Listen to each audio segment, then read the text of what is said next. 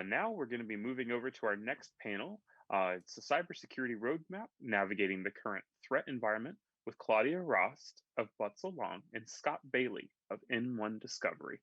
Claudia, you're up. Well, hello, everyone, and it's good to see you. And Scott and I are in a momentary quiet period because we're doing this panel, and so we're not dealing with cybersecurity incidents for the next few minutes. Scott, why don't you introduce yourself a little bit, and we'll go from there. Sure. Thanks, Claudia. Thanks, everybody, for attending. My name is Scott Bailey. I'm the managing member at N1 Discovery. My background is IT, and I spend most of my time doing digital forensic work, and that's primarily related to cybersecurity events these days, as you have probably seen on the headlines of the news. So a significant portion of what we do is obviously help companies that are impacted by cyber breaches to figure out what's happened, what did they take, what did they steal, how did they do it, and get them out of the system. And for a handful of companies that are actually proactive, we do assist them in trying to continue to shore up their cybersecurity controls to hopefully prevent those events from happening. So as Claudia said, we are extremely busy these days. Yeah, thanks, Scott. And I head up the Cybersecurity, Emerging Tech, and IP group at Butzel. And so it's important as I go through these kinds of incidences to have forensic capabilities, which is why I've asked Scott to join us today. And we want to deal with some basic kinds of information, and hopefully that will give you a little bit of insight and perspective into what we're doing. The next slide, Joby.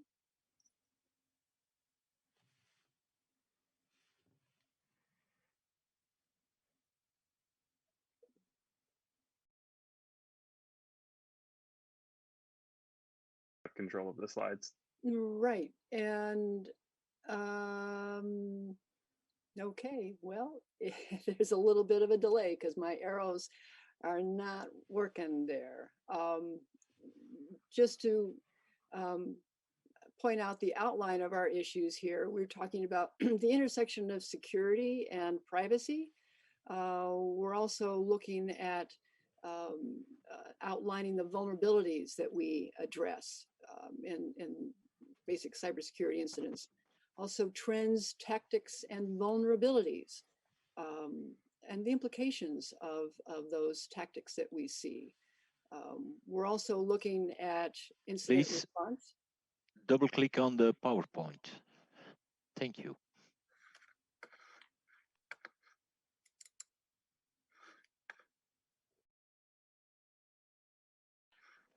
There we go. You can use the arrows. Okay, thank you for letting me use my arrows.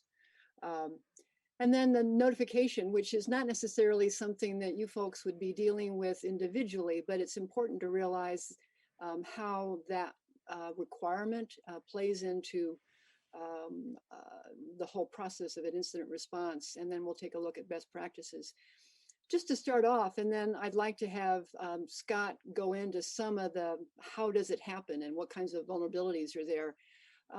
Jen talked a little bit about and the BIPA and the privacy implications.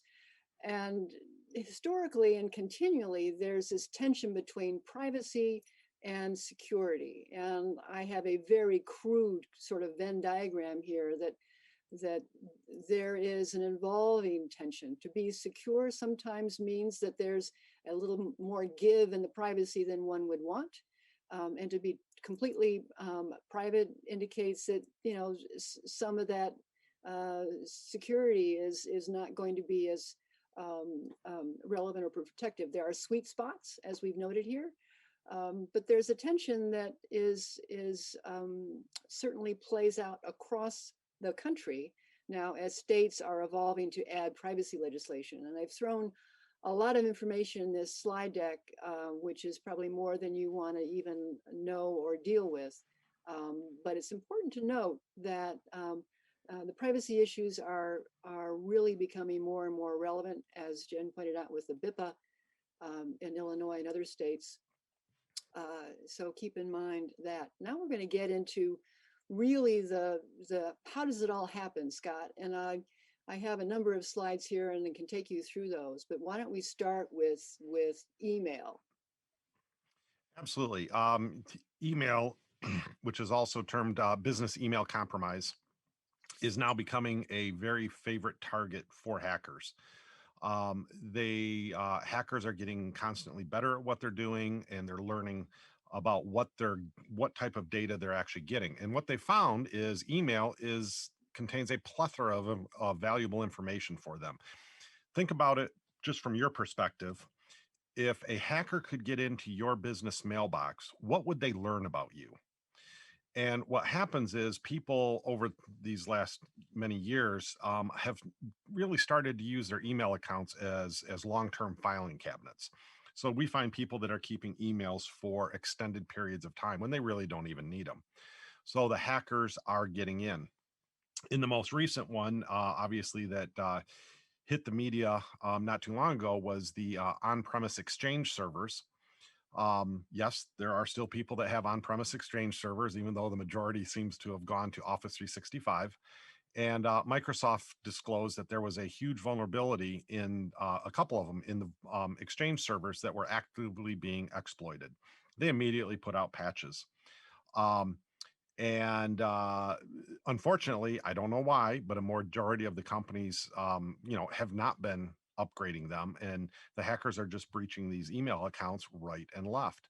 So not only are they learning about things inside your company, they're also usually downloading mailboxes. So they're getting, as Claudia said, all the personally identifiable information that may be in there. You may think there's none, but usually there's information in your mailbox that you don't want the hackers to get. And And just to go point ahead. out a vulnerability, Scott, because this is, you say, well, we have done this, we're all, current in the US, but in a recent matter, it was a global company with their remote site in Hungary, where this originated, and then infected the entire global operation. So that's obviously, you may think you're okay, but it's a big network out there. And I think that's one of the lessons learned and the underpinnings here is not to stop and think that you're safe. Don't assume that IT is doing what they're supposed to be doing to protect you. Because what's happening is, the hackers over the years really are so good now. A lot of the hacking organizations that we see honestly can run circles around most IT staff. So, and all it takes is just that small, little tiny chink in the armor and that small little misconfiguration on the firewall that exposes some vulnerable service, and they're into the Exchange server, and then they're wandering through your network. Once they get that foothold in, and they get that first compromised system, if it's the Exchange server or any other system, um, they literally are downloading tools onto your systems to help them do all of the reconnaissance work they need. They're setting up the system so that they can remote into it, so that they can get direct access into the system anytime they want. They are also at the same time usually exfiltrating data, and they're really good. You may think that your controls are in place because you don't let, let's say data be FTP'd to outside the continental United States. They just pick a data center here in the US, they exfiltrate the data there, and then they exfiltrate it, overseas. And then just because at any moment in time they could be discovered, they're planting those back doors. They're finding ways to make sure that they can regain access to your system if they are found out and if they are then prevented from getting in. And they're doing a complete scan of your network to find all of those applications that are vulnerable, all those old workstations that they can escalate privileges on.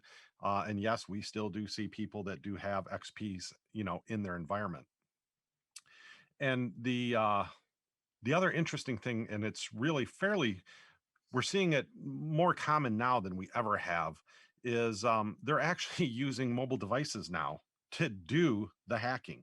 So they're not even in some cases they're not even using the computers. Once they get access to the to a email box, they're syncing the whole mailbox to a mobile device, and that can be anywhere. That can be anywhere in the world, or in the United States.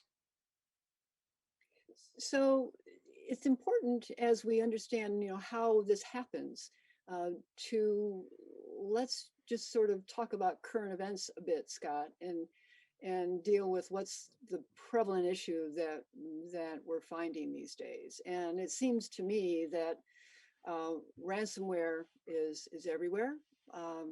You and I recently dealt with a matter where the demand was 15 million that went up to 30 million. The demands are huge. The interesting thing is that this is finally catching the eye of our legislators in Washington, and our various agencies. CISA has come out in the last couple of days with a program to provide grants for local units of government to assist them with protection. But let's talk about, in terms of ransomware, Scott, what are the Sure. tactics that you're seeing? Well, unfortunately, it's still a lot of the same old stuff as far as what the tactics are. It's phishing schemes, getting employees to click on stuff. It's misconfiguration of systems by your IT staff. All of those type of things. What the huge shift in tactics are now is it used to be that they would just get access to your system, encrypt it, and hope you paid the ransom. And if you didn't, they just moved on to the next victim.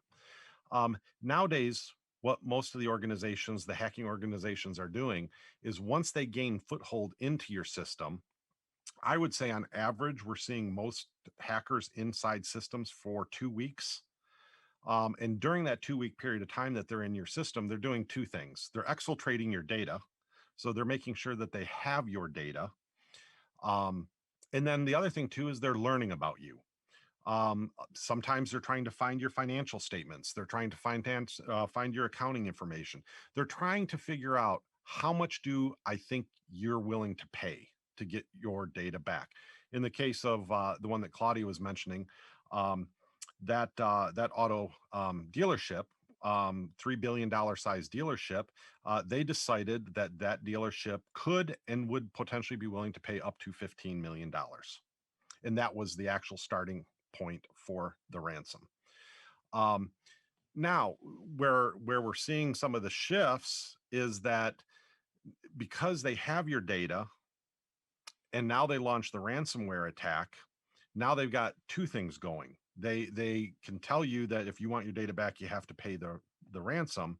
But now the new tactic is, oh, well, if you do have backups and you don't have to pay the ransom, if you don't pay the ransom, we're just going to take all of your data and publish it up to the darknet for free. And unfortunately, they are doing that. So in the case of the one company that had the $15 million ransom, they could not pay it. And those threat actors 4 days later started streaming data up to the darknet 20 gig at a time, and published all of their PII PHI data up to the darknet. So that's kind of a new tact.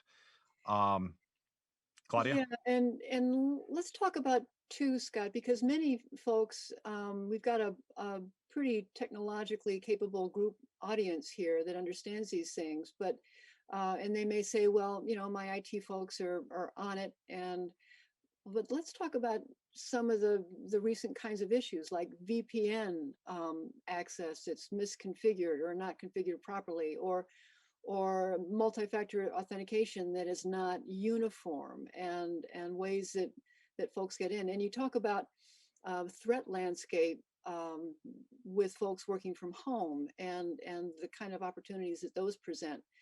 Um, these are all kinds of things that individually we need to be concerned about as we are participants in a larger enterprise, our employers. Absolutely, and I think the pandemic was certainly um, a very unfortunately a very good thing for hackers, because in a very short period of time, literally just a few months, a significant portion of the world's working people, instead of going into an office, all of a sudden were working remote almost overnight. Um, and although in most cases, a lot of the company's IT staff did figure out a way to get those people remote access, a lot of the security wasn't thought about, right? The first and foremost goal was keep the system up and running and get the people access. You know, Nobody stopped to think that, all of a sudden these workstations are now outside of our network. They're not behind our firewalls anymore.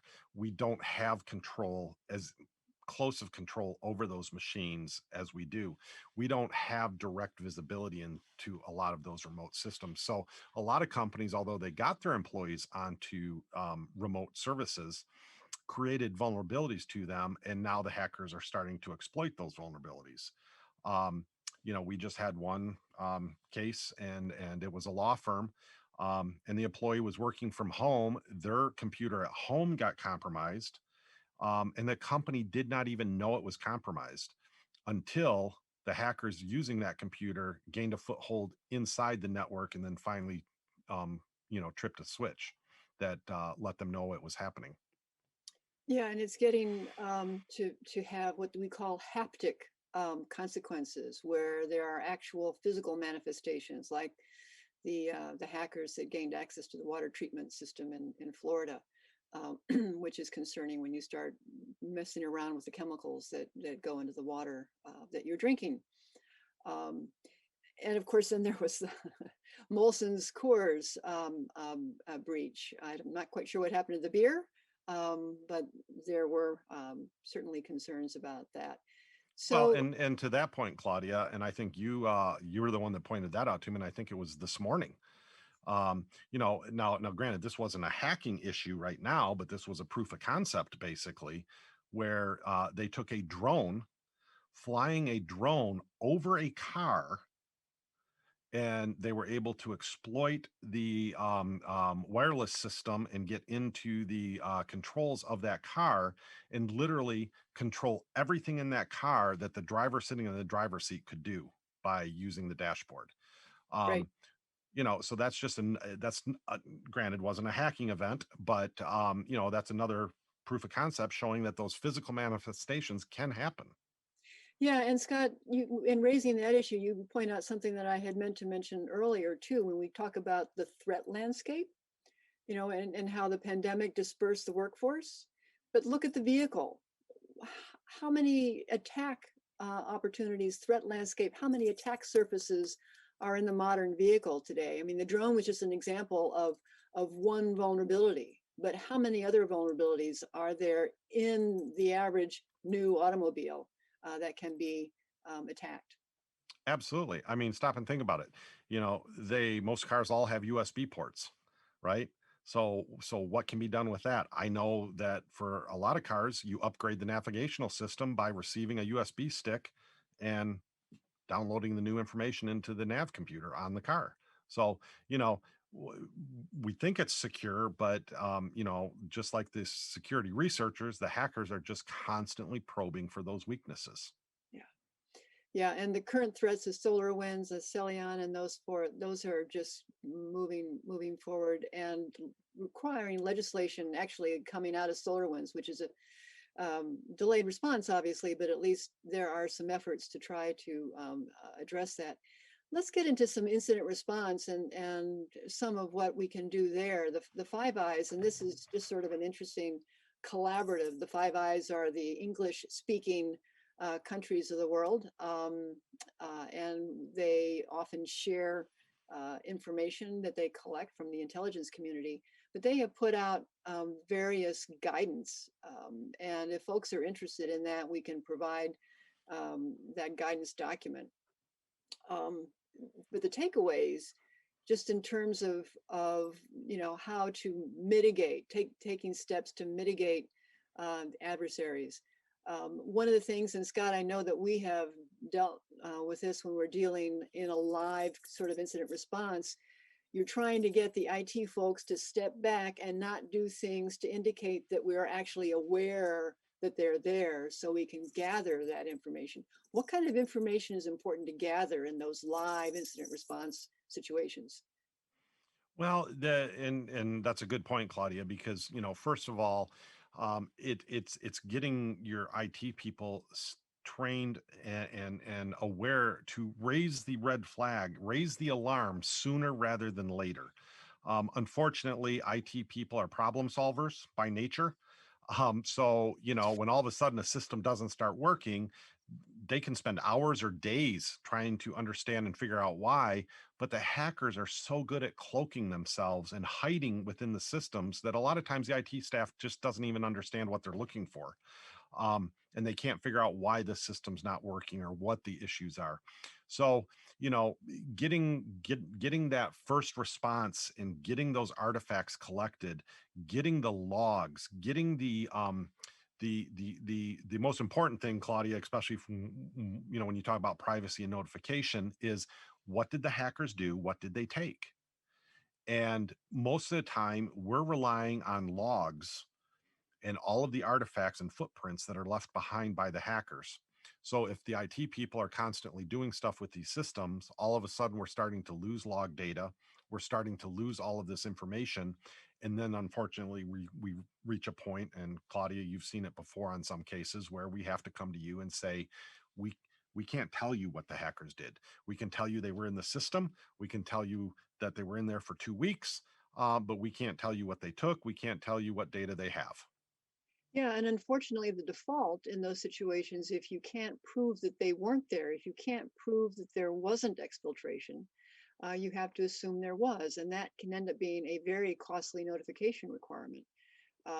So this idea of, well, let's not turn on all the log files or all the logging because, I don't know why folks wouldn't do that, but so that gets to the question, Scott, in terms of Office 365 and the default configurations. Why is it that your group has to go in so often and tweak the Office 365 configurations so that these things don't happen? What's going on there?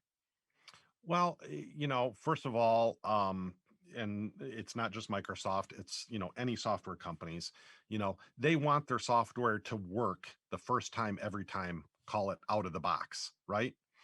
And one of the unfortunate ways to try to get that to happen is to not have a lot of security things turned on. They're there, the security settings can be set, but they're not turned on so that they make the implementation very easy. The other thing is the IT staff.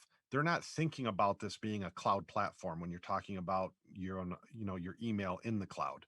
So they're thinking it's in this nice little fine server in their office that they can control and not expose to the internet till they're ready. Well, unfortunately, when it's in the cloud, it's there all the time. I mean, we had one case where this was a very large company, national, and the IT staff management decided they were going to put everything up in the cloud for email because they were going to save money. So IT started to do the migration. They decided that, well, to make it easier on them to migrate the 2,000 people that had to be put up there, is they would wait till the very end to turn multi-factor authentication on, because that would just slow things down. It was a matter of just a week or so, and the hackers breached their first account. Yeah, things you don't So want they're to do. there. Yeah. The point being, Claudia, the security things are there. The IT staff is not receiving training. They're not taking training on these cloud platforms to really understand how the security works. So oftentimes it's either not turned on or it's not understood, so it's misconfigured. And the hackers are really good at what they do, and they can get into these email boxes in the cloud extremely fast. Yeah, they are. And they have lots of help. They're kids, so this is not rocket science for them anymore. We have a slide here with a list of the kinds of things in the initial response and recovery. It's important, and I say this not just because this is what I do, but it's important to inform counsel that has done this before, because there are critical steps involved in any kind of incident response, and you want someone that has been through this fire drill, because it is indeed a fire drill where you're working 7 days a week, can be 24 hours a day. It doesn't know vacations, it doesn't know holidays. We love those 5 o'clock on a Friday call. Yeah, it happens. But getting insurance coverage, and here's an important, and we've been through this, Scott, with insurers, of having, first of all, have that cyber liability coverage. It's really important. Also, talk to your insurer and have a team ready. If you have a trusted forensic group, if you had trusted outside counsel, let that insurance company know and get them pre-vetted, because you don't want to go down the path of an incident response with the team that you know and trust. And in a recent case that Scott and I were involved in, that all of a sudden, if you didn't use that insurer's special team, your coverage dropped by half.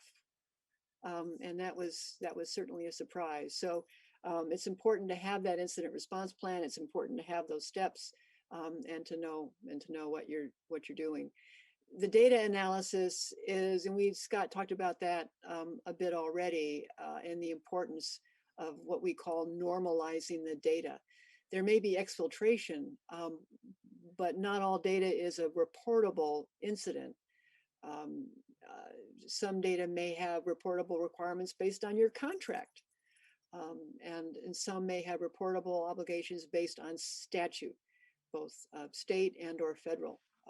So it's important to know what that data is, and it can be incredibly time consuming. So Scott, what do you, when you get, you preserve those exfiltrated files and you swallow that in the ingest phase, it doesn't, come out neatly the next day and give you all the answers, right? Oh, no, not at all. So, it's one thing if we're talking about a database that was exploited, because that's usually fairly nicely organized data. But when you're talking about loose files, when you're talking about email boxes, this is loose data. This is data that can be just about anything. Again, think about your own mailbox, right? Think about all the emails, but then you have to think about all the attachments. And the attachments can be PDFs, non-searchable PDFs. It can be pictures. We did one mailbox, and it had it was a fairly small mailbox. Actually, it had like 64,000 items that had to be reviewed. Now, luckily, we can do a search of those mailboxes and use some artificial intelligence to try to get that data culled down into something that's slightly more manageable. But a lot of times, we get down to the very end. Think about pictures. I can't tell you how many times we see scanned birth certificates, scanned driver's license, scanned passports. Yes, we do have optical character recognition software to do all that, but that's only as good as the picture. If the picture slightly tilted, things like that. So there can be quite an effort to get the data in an organized fashion for Claudia, for you to then make the assessments on what's reportable and what's not.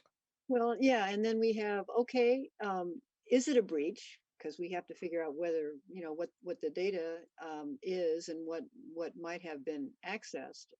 And then, of course, the fun part is how many states are involved, how many countries are involved, what's going on, and then who do we notify? Well, and I think, Claudia, I think you downplay that point just a tad, because from my perspective, because I'm usually sitting in on these meetings and stuff like that, a lot of these companies stop and think, and they say to themselves, wait a minute, we're a company headquartered and we're located in let's say Michigan, so we have to follow the Michigan data breach laws. That's the ones that matter.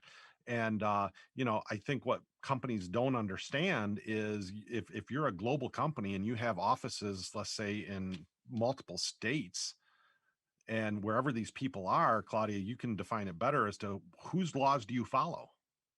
Well, and particularly with the global and automotive audience that we have being global, you have GDPR. Jen Very mentioned true. GDPR a bit in the prior presentation.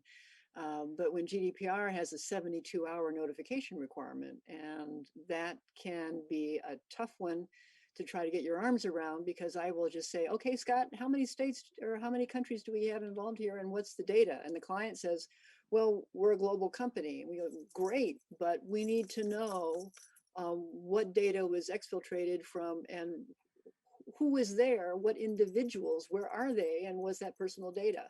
So it's certainly fun. And then we have the patchwork here in terms of various federal laws that can be implicated and state laws, which are, we got 50 plus DC, Puerto Rico, Virgin Islands, and Guam. They all have different notification laws and those implications, and then contracts. And one of my favorite points for those who say we need to digitize everything and paper is so 20th century, and I say, when it's encrypted and you don't even have your network diagrams downloaded someplace that you can see, and you have to recreate them. Do you remember that fire drill that we had about 3, 4, 5 years ago? Absolutely. And the company that had their data encrypted, and unfortunately all of their contracts with their clients were encrypted, they didn't even know what their obligations were because they couldn't get to the contracts to find out who they had to notify. So it's difficult. I mentioned the 72 hours and GDPR, and then you have various other statutes, federal and state, and their requirements. And a favorite, and Jen and I have worked with this one, the state of Indiana, George Hewitt, he wants to know within 30 days of when the incident occurred, if there is one breathing body in Indiana. I emailed George yesterday. Well, and to your point, Claudia, I mean, you're talking about the time frame for notifications, and trust me, the GDPR 72 hours is just incredible, right? I mean, that is so difficult to try to get you information in 72 hours of when the breach happened. But I think that is something that people need to understand, the complexity of this. There's three main things that are happening, trying to happen all simultaneously, and some of them don't work well together. You've got the investigation going on, trying to find out, how did the hackers get in, what did they do while they were in, and what did they steal? Then you got the second part of this whole thing that's going on, which is most likely your systems are down. So your operations have come to a screeching halt. You don't know what's going on. Your manufacturing facilities could be halted, production lines stopped. So you're trying to figure out how to get things back up and running, but you got to make sure you don't destroy evidence that could be used to help understand how this happened.